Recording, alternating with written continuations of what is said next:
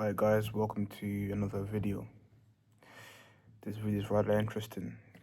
It kind of links to the last one when I was speaking about how right now is the moment to change drastically and do new things and being able to, or even be ready perhaps to be different and leave everything behind.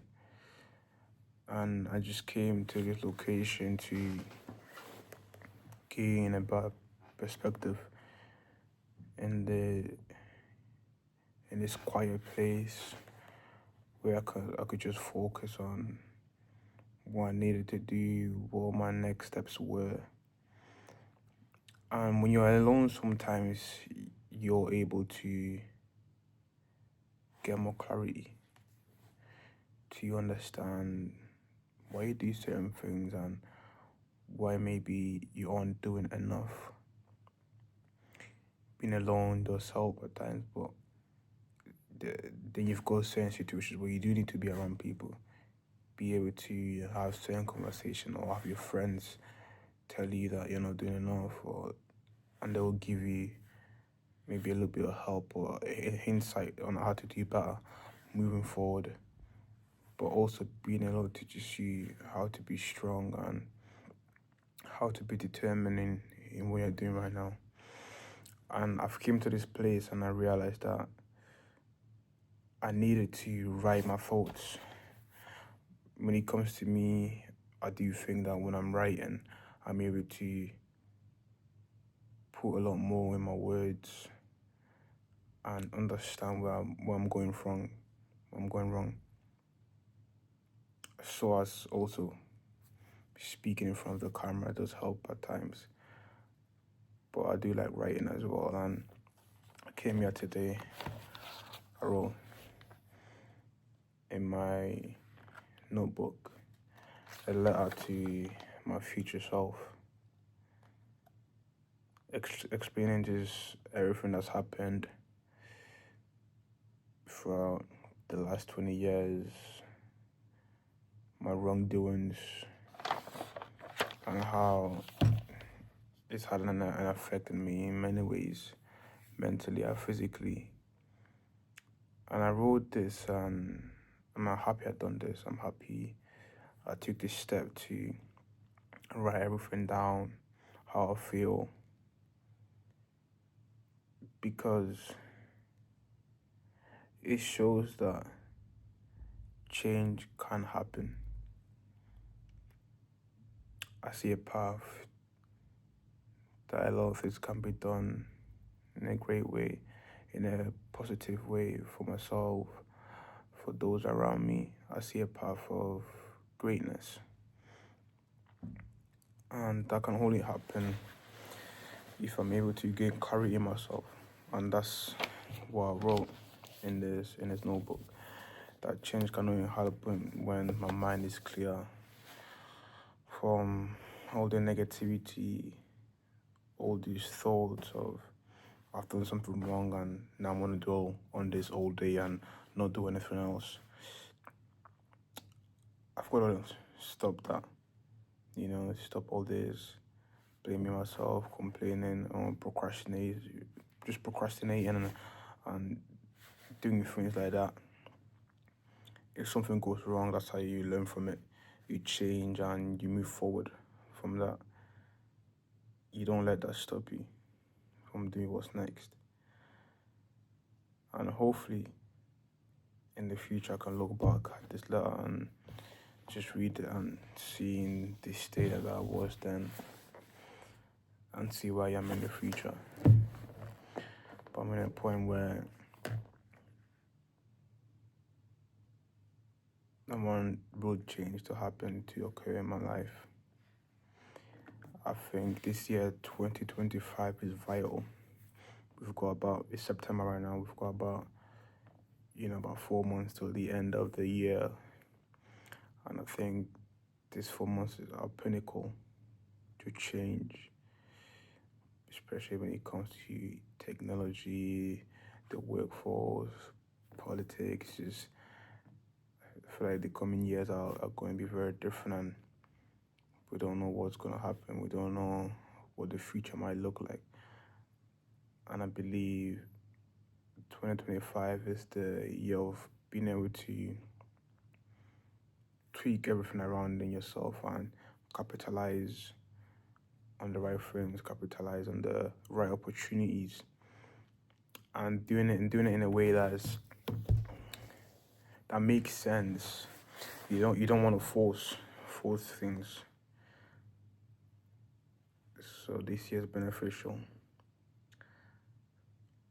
I really want to start being able to have more conversations with people in a similar mission, in a way that are looking for growth, that they've got a deeper calling. They want to help the family, those around them, being able to feed from each other and help each other move forward in the same goal. Right, I want friends that we can hold each other accountable. When we're not doing enough, I just be like, if we don't pick it up, do more. And it's truly amazing when I see people that maybe I know, or maybe I don't even know them, but they're working hard. It just makes me wanna do more, and that's where I am right now. A lot of mistakes have been made from my part, and it's about moving forward. What am I gonna do next to change that and not end up in the same path? So it's interesting when you're alone in this type of environment, and you're able to think clearly and understand how to do things a lot better. So I'm excited for the next few months. I don't think they're gonna be very easy. I don't think it's gonna be an easy ride. There are going to be a lot of obstacles, but it's about being ready. And I think what's gonna help me is having a structure. I've been trying to practice, obviously setting on my timetable. The main goal is to do it on a Sunday and then lay out my structure from Monday to Sunday for the week. And I haven't really been doing it from the hours and knowing what each hour is going to look like. And that's bad, and that's something I'll be trying to implement. I know in the past, there's certain days where I've got something going on at maybe like 3 o'clock, and instead of doing that, or maybe I'll just procrastinate and not do that anymore. But moving forward, I want to, and I will, follow this structure by the hour, making sure I get it done 100%, because there's days where I'll just wake up, I'm like, what am I doing? And that's not a good way to be, because it just messes up the whole day, and that's where you start making mistakes, and you can't think clearly anymore. You're distracted. You've got different emotions happening at once, and it's hard to handle. So yeah, making sure that the structure is set for the whole week, and then each night maybe tweak it a little bit. So because something might just come up the next day, making sure that I make the necessary changes at all time. So which will be good. That's what I also wrote on my letter.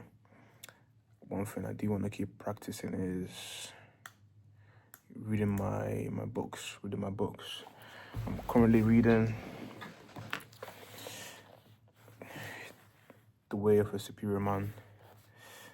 I had it before, but I didn't finish it, so I came back to it. Right now, what I'm trying to do is read all my books again that I didn't really finish, that I left halfway through. So far, it's been insightful.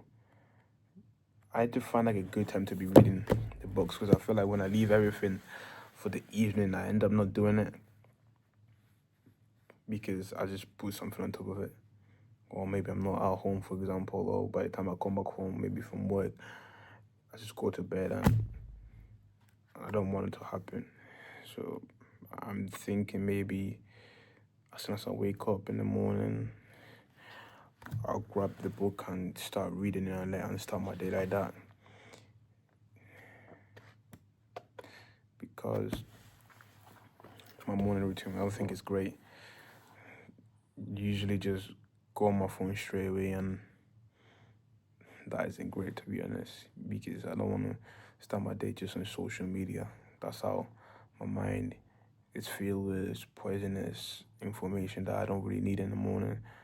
In the morning, I should be filling my mind with the right knowledge, and maybe I'll just wake up straight away and just grab a book. It might be hard at first, but it's not the goal. And also setting up the right alarm at what time to wake up. My schedule when it comes to waking up has been different. It's been up and down. So there's a lot to do, but it all comes down to structure. So yeah, if you watched this video this far, I could recommend write a letter to yourself for the future and what you want to do differently, what you've been doing that is wrong, and maybe you're tired, like me, you're tired of not doing enough for yourself, not doing enough for your family, the creating a legacy that you want to create. Start writing it down and to make the necessary changes. I'm in this room to discipline as well. I still make mistakes, and it's about not dwelling on them and do it differently next time, because dwelling on the mistake has an effect in your mind in a negative way. You start to have these headaches and you can't do anything else. Stay strong, stay bold.